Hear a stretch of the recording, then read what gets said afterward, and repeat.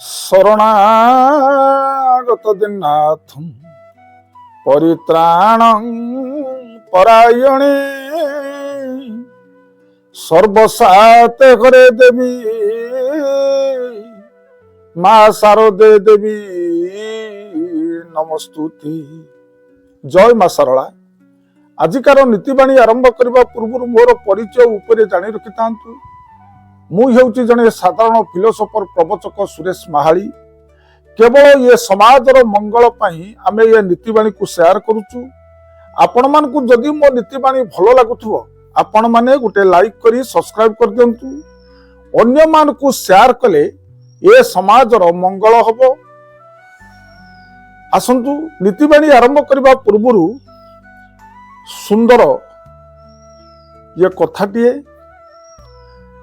ଆପଣମାନେ ଇଏ କୁକୁରକୁ ଘରେ ରଖିଛନ୍ତି। କୁକୁରକୁ ସମସ୍ତେ ଭଲ ପାଆନ୍ତି। ଅଧିକାଂଶ ଘରେ ଇଏ କୁକୁର ରହିଥାଏ, କିନ୍ତୁ ରଖିଛନ୍ତି ସତ, କିନ୍ତୁ ରାତ୍ରିରେ ଯଦି ସେ କୁକୁର ଭୁକେ ଆପଣ ଉଠି ପଡ଼ିକି ଦେଖିବେ ଯେ କେହି ନାହାନ୍ତି, ଇଏ କୁକୁର କିନ୍ତୁ ଭୁକୁଛି। ପୁଣି ଆପଣ ଯିବେ ଇଏ ଶୟନ କରିବେ, ତାପରେ କୁକୁର ପୁଣି ବାରମ୍ବାର ଭୁକିବା ଆରମ୍ଭ କଲା। ଏଇ ଭୁକିବାର ସଂକେତରୁ ଆପଣମାନେ ଏତିକି ଜାଣି ରଖିଥାନ୍ତୁ, କୌଣସି ଭୂତ ପ୍ରେତ ବା ଅତୃପ୍ତ ଆତ୍ମାକୁ ମଣିଷ କେବେ ଦେଖିପାରେନି। ଗୋଟିଏ ଜୀବ ଦେଖିପାରେ, ସେ ହେଉଛି ଇଏ କୁକୁର। କୌଣସି ଅତୃପ୍ତ ଆତ୍ମା ବା ଭୂତ ପ୍ରେତ ଯେତେବେଳେ ଆପଣଙ୍କ ଗୃହ ଆଡ଼କୁ ଆସୁଥିବେ, କୁକୁର ସେହି ସମୟରେ ବାରମ୍ବାର ଭୁକିବା ଆରମ୍ଭ କରିବ। ଏହା ଜାଣିବେ ଯେ ଅଶୁଭ ଇଏ ସୂଚକ। କୁକୁର ଯଦି ରାତ୍ରିରେ ଘର ଆଗରେ ଇଏ କାନ୍ଦିବ, ଜାଣିବେ ମୋ ନିଜ ଘରେ ହଉ ବା ପଡ଼ୋଶୀ ଘରର କିଏ ଜଣେ ବ୍ୟକ୍ତି ଏଇ କିଛି ଦିନ ଭିତରେ ତାର ମୃତ୍ୟୁବରଣ ଇଏ କରିବ। କୁକୁର ଏହାକୁ ସଂକେତ ଦିଏ। କୁକୁର ଯେତେବେଳେ ଦେଖିବେ ବାରମ୍ବାର ଇଏ କାନ୍ଦୁଛି, ଜାଣିବେ ଯେ କିଏ ଜଣେ ମୃତ୍ୟୁବରଣ କରିବ। ଏହା ହେଉଛି କୁକୁରର ଅଶୁଭ ସଂକେତ।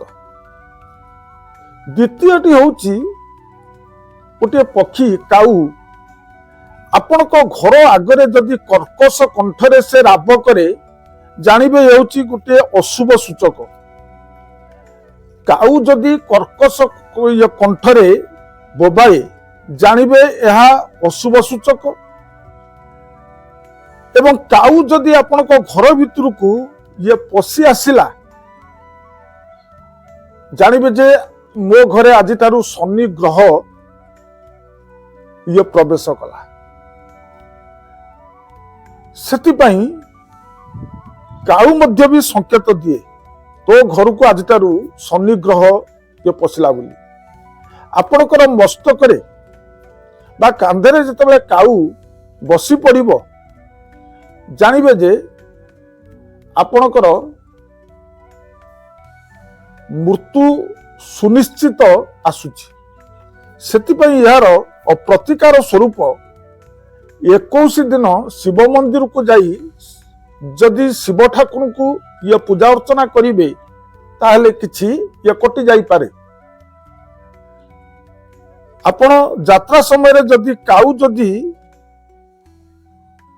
ରାବ କରୁଛି, ଟିକେ ରହିଯିବେ, କାଉକୁ ହୁଡେଇ ଦେବେ। କାଉ ଗଲା ପରେ କିଛି ସମୟ ପରେ ତାପରେ ଆପଣ ଯାତ୍ରା କଲେ ଇଏ ଶୁଭଦାୟକ। 3ରେ ହେଉଛି ଗୋଟିଏ ପକ୍ଷୀ ହେଉଛି ଇଏ ପେଚା। କଳା ପେଚା ଯଦି ଆପଣଙ୍କ ଘର ଭିତରକୁ ଇଏ ପଶି ଆସିଛି, ଜାଣିବେ ଏହା ହେଉଛି ଅଶୁଭ ସୂଚକ।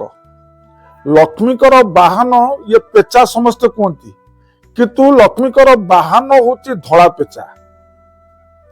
ଧଳା ପେଚା ଯଦି ଘରକୁ ପଶି ଆସେ ଇଏ ଶୁଭଦାୟକ, କିନ୍ତୁ କଳା ପେଚା ଯଦି ଆପଣଙ୍କ ଘରକୁ ପଶି ଆସିଲା ଏହା ହଉଛି ଅଶୁଭ, ଇଏ ସୂଚକ।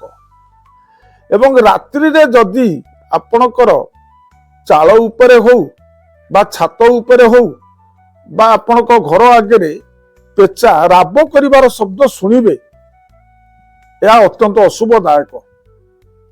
ଜାଣିବେ ଯେ ମୋର ଆଗକୁ କୌଣସି ବଡ଼ ବିପଦ ଆସୁଛି ବୋଲି ଏହା ସୂଚନା ବୋଲି ଜାଣିପାରିବେ। ତାପରେ ହଉଛି ବିଲୁଆ ଯଦି ଘର ଆଗରେ ବାରମ୍ବାର ଭୁକିବାର ଶବ୍ଦ ଶୁଣିବେ, ଜାଣିବେ ହଉଛି ଅଶୁଭ ସୂଚକ। ବିଲୁଆ ଯଦି ଘର ଆଗରେ ଭୁକେ, ଜାଣିବେ ଯେ କୌଣସି ଲୋକର ମୃତ୍ୟୁବରଣର ସମୟ ଆସୁଛି। ମୋ ପଡୋଶୀ ଘର ହଉ ବା ନିଜ ଘରେ ହଉ, କୌଣସି ମୃତ୍ୟୁର ସଂକେତ ଏହା। ବିଲୁଆ ବୋବେଇବାର ମୃତ୍ୟୁର ସଂକେତ ବୋଲି ଆପଣମାନେ ଜାଣିପାରିବେ। ଏହି ଥିଲା ମୋର ଇଏ ନୀତିବାଣୀର ଇଏ ନିର୍ଯାସ କଥା। ଆପଣମାନେ ଯଦି ଏ କଥାକୁ ମୋର ଧ୍ୟାନ ସହିତ ଶ୍ରବଣ କରିଥିବେ ବା ଗ୍ରହଣ କରିବେ, ଆପଣଙ୍କ ଜୀବନ ଧନ୍ୟ ହୋଇଯିବ। ଆଜିକାର ଅନୁଚିନ୍ତା, ଖାଇସାରିବା ପରେ ସେଇ ବାସନ ପାଖରେ ବେଶୀ ସମୟ ଇଏ ବସିବେନି। ଖାଇସାରିବା ପରେ ଅଇଁଠା ବାସନ ପାଖରେ ବେଶୀ ସମୟ ଇଏ ବସନ୍ତୁନି, ଏହା ହଉଛି ଅଶୁଭ ସୂଚକ। ସେଇ ଖାଇସାରିବା ପରେ ବାସନକୁ ନେଇ ଯେଉଁଠି ବାସନ ରଖାଯାଏ ସେଇ ଜାଗାରେ ରଖିଦିଅନ୍ତୁ, ଶୁଭଦାୟକ। କିନ୍ତୁ ଖାଇସାରିବା ପରେ ସେଇ ଅଇଁଠା ବାସନ ପାଖରେ ବେଶୀ ସମୟ ବସି ଇଏ କଥାବାର୍ତ୍ତା କରିବା କାହା ସହିତ ଅଶୁଭ, ଇଏ ସୂଚକ। କାନ୍ଧରୁ ଲକ୍ଷ୍ମୀ ମଧ୍ୟ ବି ଇଏ ଛାଡ଼ି ଯାଆନ୍ତି। ଏଇ ଥିଲା ମୋର ନୀତିବାଣୀ ଅନୁଚିନ୍ତାର ନିର୍ଯାସ କଥା। ଏତିକି କହି ମୋର ଇଏ ନୀତିବାଣୀ ଅନୁଚିନ୍ତାକୁ ପରିସମାପ୍ତ କରୁଛି। ପ୍ରଣାମ, ଜୟ ଜଗନ୍ନାଥ।